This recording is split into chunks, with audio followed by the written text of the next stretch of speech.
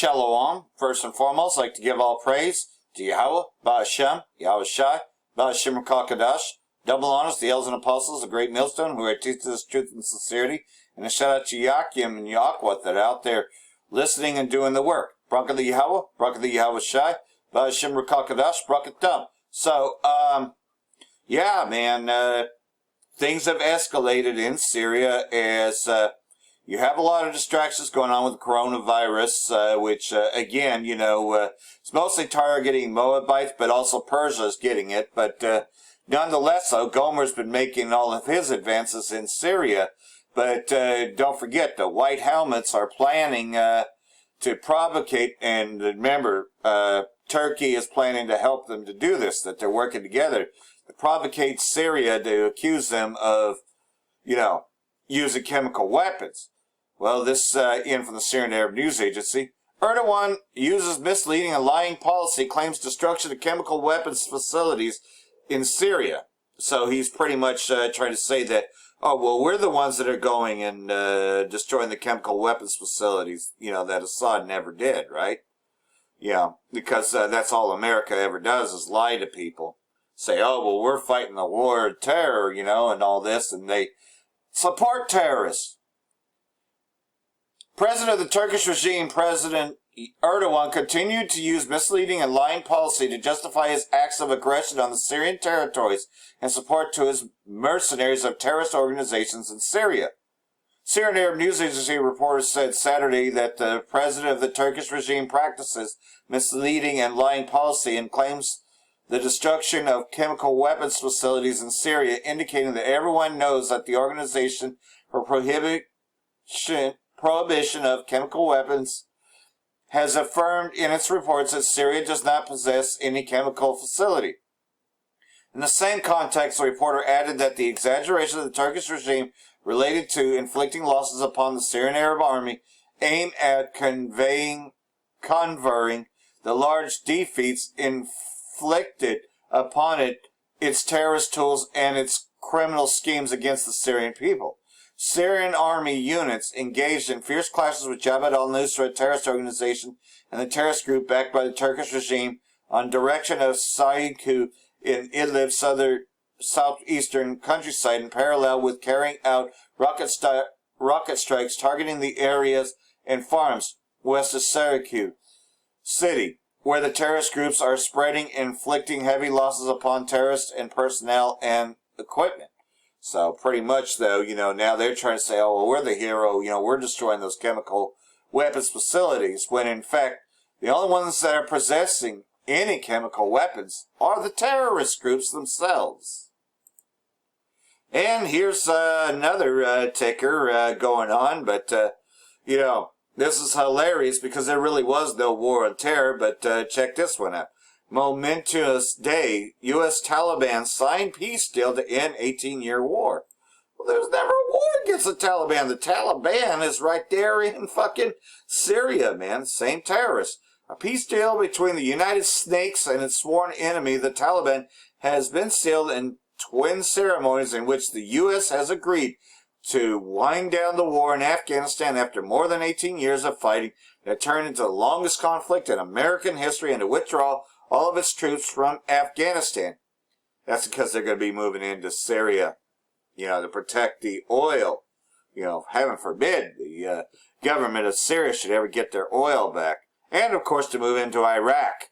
Because wasn't the whole war of terror to go after Iraq anyways? In the historic signing ceremony with the top U.S. diplomat and the Taliban's second highest ranking leader, the U.S. and the militant group agreed to begin to end America's longest war. U.S. Secretary of State Mike Pompeo met in Taliban delegation during a historic moment which they shared a stage in Qatar's capital, Doha. Pompeo, who called it momentous day, gave a list of pointers to the Taliban to follow to ensure success. Complete withdrawal of U.S. and NATO troops from Afghanistan in 14 months. Afghan government to engage with the UN Security Council to remove Taliban members from sanctions list by 29 May. U.S. to reduce troops in Afghanistan to 8,600 within 135 days of contingent on the Taliban's fulfillment of its commitments under the agreement. U.S. to refrain from use of force against territorial integrity of Afghanistan. U.S. will not intervene in Afghanistan's domestic affairs. Right. U.S. commits to seek annual funds to train, advance, equip Afghan security forces. There's a big stinking pile of shit. The deal signed by U.S. Special Envoy Zalmay Khalilzad and Taliban political chief Mullah Abdul Ghani Baraba agreed to the complete withdrawal of U.S. and NATO troops within 14 months. Contingent on Taliban following through with its own side of the deal, the U.S. has also agreed to refrain the use of force against Afghanistan or intervene in its domestic affairs. It is also committed to seeking annual funds to train, advise, and equip Afghan security forces. Yeah, because of course, the main efforts is going to be asking for their help in Syria, with Gomer and all his bands. So nonetheless, though, just a lot of posturing. Terrorism is never defeated. It's just sent elsewhere. So we can see this bioweapon working, right? Because look at who it's taken out. Moab and Persia. Iran coronavirus death toll climbs to 43 with almost 600 infected.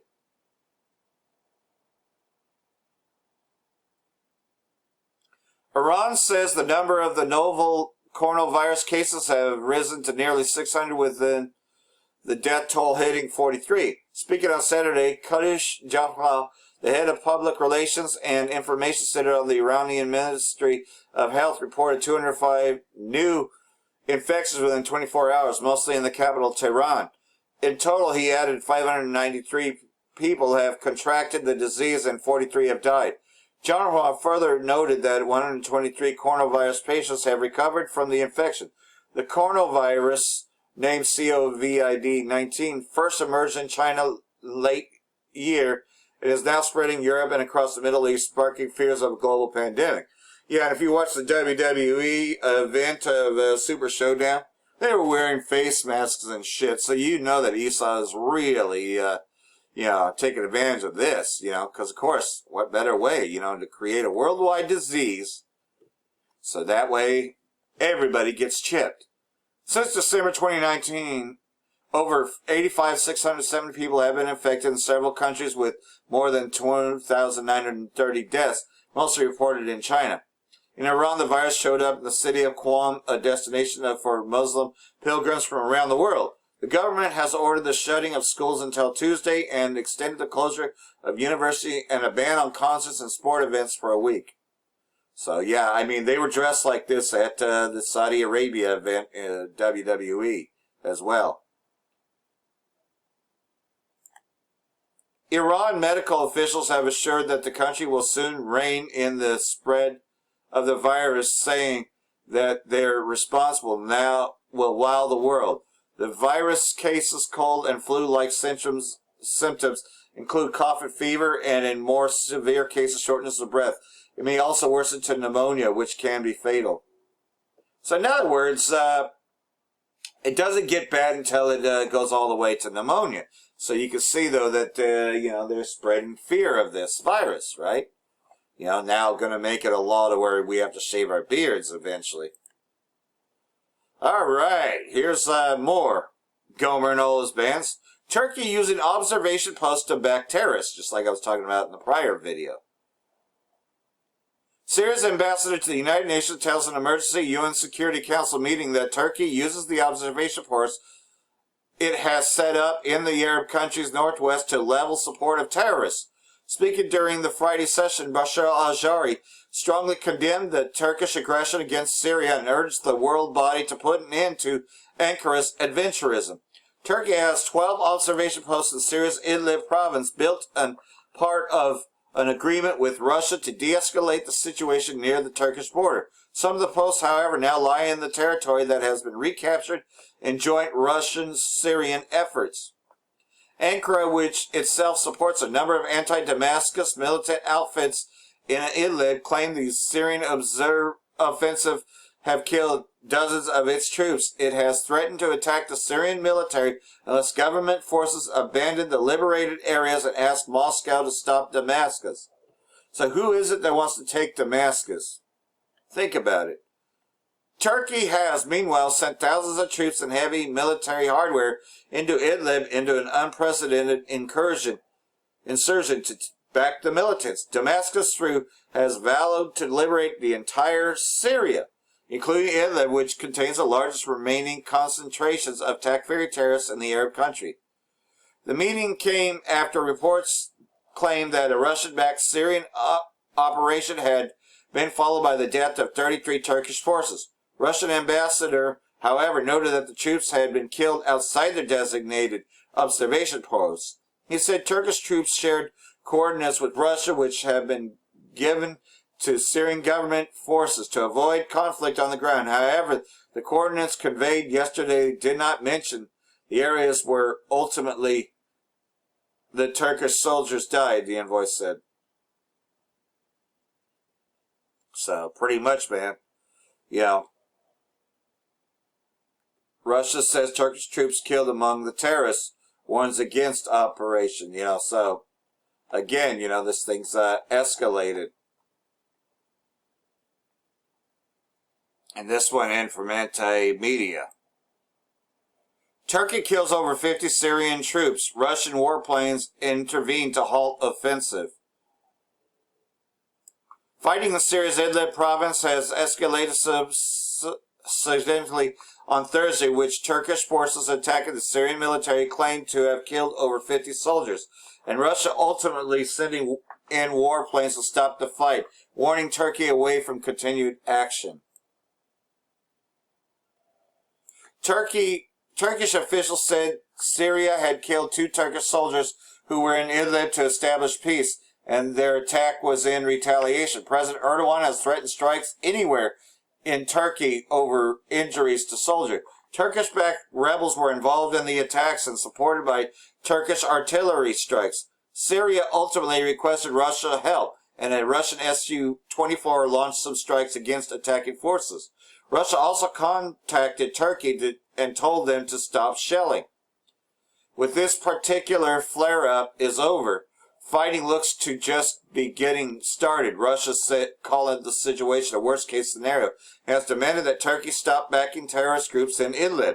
Turkey has vowed that they will not leave Idlib to Syria, and reiterated demands that Syria unconditionally cede the province to the mostly Al-Qaeda-led rebels therein. So, either way, though, you know as well as I do that there's no way that Syria is going to say, oh, yeah, you can just have Syria. This is yours now because your terrorist groups say so. No. So you know what's going to happen. It's going to go all the way until either Gomer or the flip side of Amalek, Israeli state, takes on Damascus. Because you know that they constantly do airstrikes on Damascus, bombing government forces.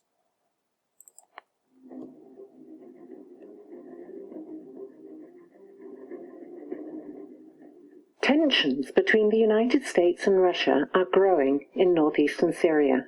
On February the 19th, a video appeared online showing how an armored vehicle of the U.S. military was pushing a vehicle of the Russian military police off a road. The U.S. move endangered a civilian standing near the road. If he had not run away in time, he would have been killed by the vehicle. The incident reportedly took place to the east of the city of Al-Kamishli in the northern Al-Hasaka countryside.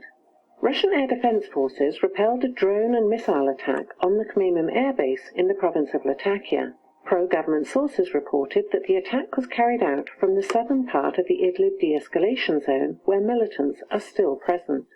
On February the 19th, Turkish Sultan-in-Chief Recep Tayyip Erdogan declared that the Turkish military has finished preparations for an operation against the Syrian army in Greater Idlib, and its start is inevitable because Syrian troops are not planning to withdraw from the recently liberated areas.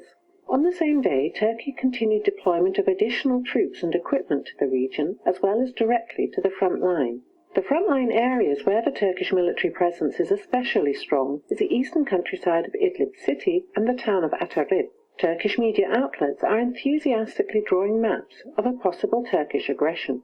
Pro-Turkish sources claim that the operation in Idlib will not only help to rescue supposed civilians from the regime offensive, but to separate the so-called moderate opposition from terrorists. According to these claims, Hayat Tahrir al-Sham, the Turkestan Islamic Party, and other al-Qaeda-linked groups, which make up over 80% of Idlib militants, will be disbanded.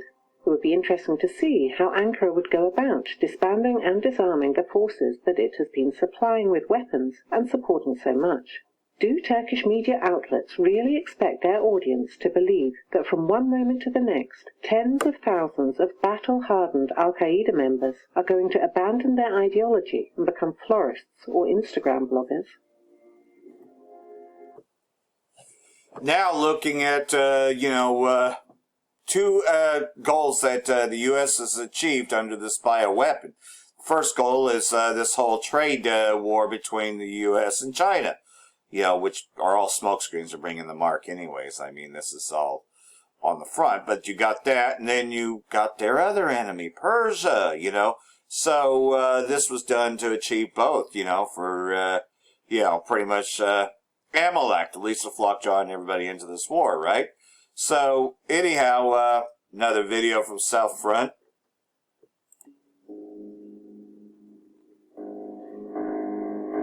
China is on pace to achieve regional naval supremacy by the year 2025. This has been a long-term goal of the Chinese national and military leadership, the foundations of which were laid out in the early 1990s. Chinese naval supremacy, and the absolute necessity of it on at least a regional basis, is tied not only to the development and security of the maritime segment of One Belt, One Road, but also access to China's growing presence on the African continent. The modernization and expansion of the People's Liberation Army Navy, PLAN, has been conducted in parallel with the fortification of islands in the South China Sea and the establishment of military bases in and around the strategic Horn of Africa and the Strait of Hormuz. After centuries of isolationism, internal strife, a devastating cultural revolution, and later an economic boom, China is now on the cusp of global expansion. This will not just be a limited or one-dimensional expansion, but one of economic, military, and even cultural dimensions. In contrast to the U.S. leadership of recent decades, the national and military leadership of the Chinese Communist Party has been diligent and focused on implementing long-term programs. While both the military-industrial complex of the U.S. and the authoritarian communist systems of government of these respective nations both breed rampant corruption, social and economic inequality, and a multitude of dysfunctionalities, the Chinese system is inherently more singular in focus, as all authoritarian regimes are. While one could reflect on U.S. foreign policy over the past 40 years and determine that it has been quite haphazard, disjointed, and even schizophrenic in nature, the opposite must be said of China. This fact becomes readily apparent when contrasting the development and expansion of the PLAN and that of the U.S. Navy. It can rightly be asserted that the U.S. Navy is a force struggling to define its core mission and strategic focus as the year 2020 begins. Since the dissolving of the Soviet Union, the U.S. military-industrial complex has encouraged a wasteful bureaucracy, an inept and overly confident civilian and military leadership to invest vast sums of money in a growing wish list of high-tech weapons aimed at achieving full-spectrum dominance over every possible adversary.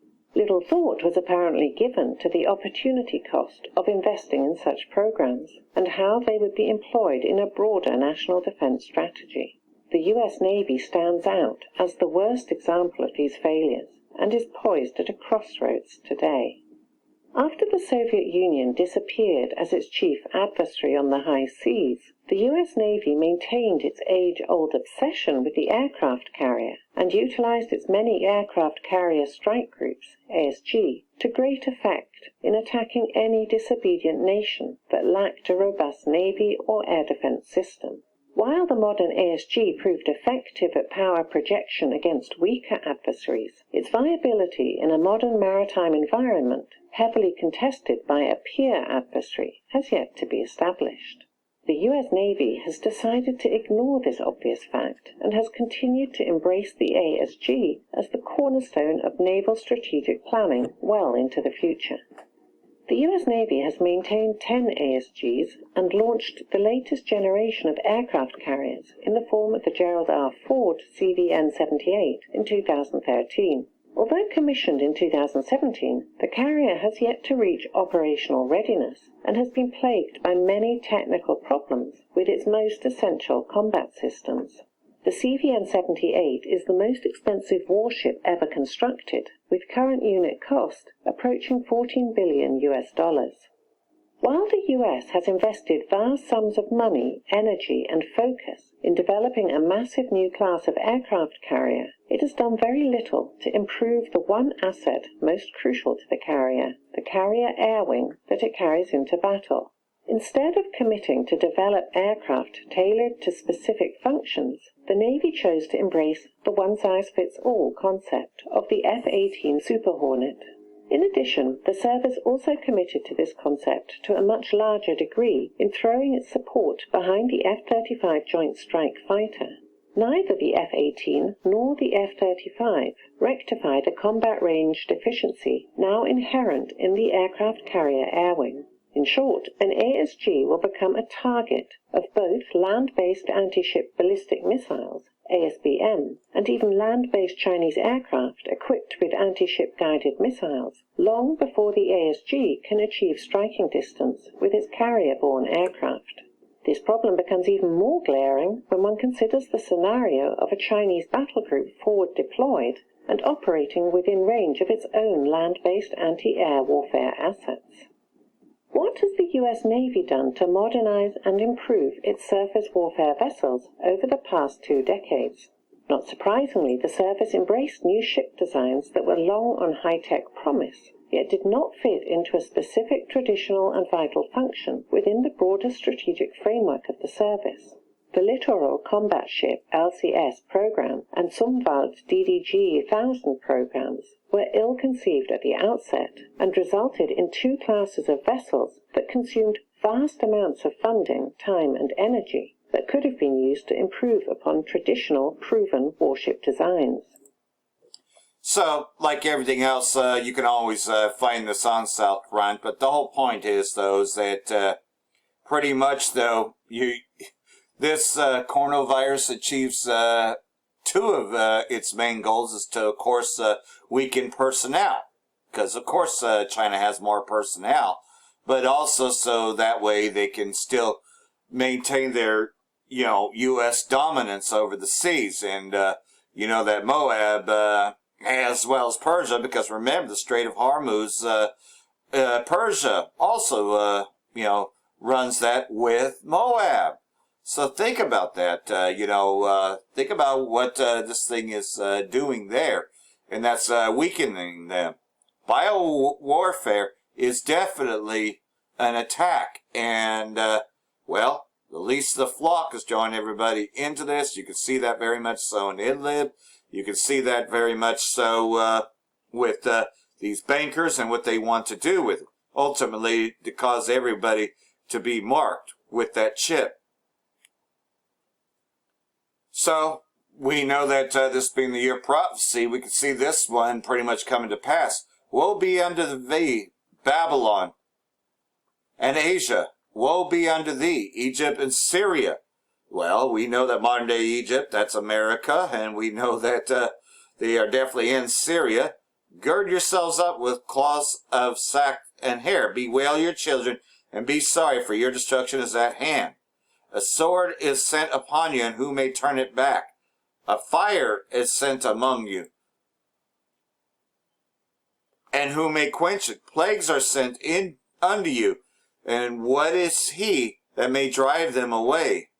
May any man drive away a hungry lion in the wood, or may anyone quench the fire in stubble which it hath begun to burn? So pretty much, though, you can see that the beginning plagues are coming. These plagues are there, and yet it's going to end up in a nuclear war. It's ineffable. And you can see the beginning parts of that as this thing escalates. May one turn again, the arrow that is shot of a strong archer. Talking about the missile systems. The mighty Lord sendeth the plagues, and who is he that can drive them away? A fire shall go forth from his wrath, and who is he that may quench it? Yeah, because once these missiles start making their marks, nobody can stop it. He shall cast lightnings, and who shall not fear? He shall thunder, who shall not be afraid? The Most High shall threaten, and who shall be utterly beaten to powder at his presence? You know, so that's going to destroy this whole place, America. And many of these other places are going to get caught up in this. The earth is quaketh, and the foundation thereof, the sea that riseth up with the waves from the deep, and the waves of it are troubled, and the fishes thereof also before the Most High, and before the glory of his power.